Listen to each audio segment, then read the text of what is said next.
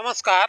मौजूद हैं इस समय हम राजपुर मडैया, जहां देखा जा रहा है कि एक पीडीए की चौपाल जो अब से पहले भी लगी थी और आज भी लगाई गई है, जिसमें पहुंचे हैं मंत्री जो हैं वो मोदीनगर से मंत्री पहुंचे हैं समाजवादी पार्टी के, क्या नाम था, रमेश प्रजापति पहुंचे और उन्होंने जो है संबोधित किया अपने समाज को भी और पीडीए से जुड़े हुए सभी समाज को। तो हम बात करेंगे जिनके यहाँ पर प्रोग्राम हुआ, तो हम उनसे भी बात करेंगे।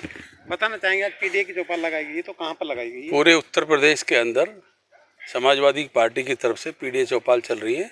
पिछले महीने राजकुमार भाटी जी आए थे, आज रमेश प्रजापति जी पूर्व मंत्री हैं, उनकी पीडीए चौपाल थी। और पूरे प्रदेश में जैसे गढ़ विधानसभा में अब 2 हो गई हैं, हर विधानसभा में प्रदेश की तरफ से कोई मंत्री या कोई जिम्मेदार नेता लगे हुए हैं, क्योंकि 2027 की चुनाव की जो तैयारी है वो अगर सबसे मजबूती के साथ कोई कर रहा है तो समाजवादी पार्टी कर रही है।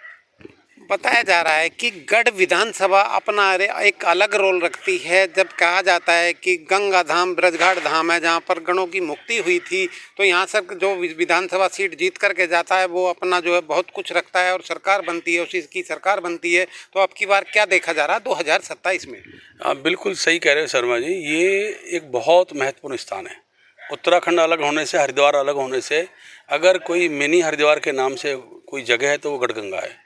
नो डाउट इसमें यहाँ अस्थियों के लिए तो है ही है, लेकिन एक पूजनीय माँ गंगा के लिए अभी भी जो कार्तिक स्नान चल रहा, लगभग 25 लाख लोग यहाँ आएंगे, तो ये अस्थायी तो है।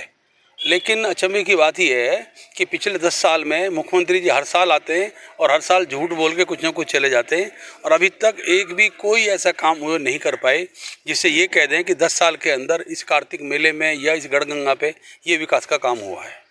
जैसे कि देखा जा रहा है कि 2 बार पीडीए चौपाल लग चुकी है गढ़ मुक्तेश्वर विधानसभा के राजपुर गांव में। तो इस तरह से हम देख पाएंगे और जानेंगे इस बारे में कि चौपाल जो पीडीए की चौपाल है तो इसमें क्या क्या आता है, कौन से लोग इसमें शामिल होते हैं और किस तरह से चौपाल लगाई जाती है, थोड़ा बताएं। देखिए, पीडीए का मतलब होगा 80% जनता, पिछड़ा दलित अल्पसंख्यक के नाम से, इसमें 80% लोग, और खासकर जो पिछड़े लोग थे उनको जो भारतीय जनता पार्टी ने गुमराह करके अपनी तरफ मोड़ा, अब वो लोग सच्चाई समझ चुके हैं। आज प्रजापति समाज के लोग थे, सर्व समाज के थे, लेकिन प्रजापति क्योंकि मंत्री जी प्रजापति थे इसलिए प्रजापति समाज के लोग ज़्यादा आए, और सब लोगों ने एक ही सुर में कसम धर्म से ये बात कही है कि जो हमसे गलती हुई है उसको सुधारेंगे, और 2027 में हम अखिलेश यादव जी को उत्तर प्रदेश का मुख्यमंत्री बनाएंगे और गढ़ से समाजवादी पार्टी दोबारा से अपना परचम लहराएगी।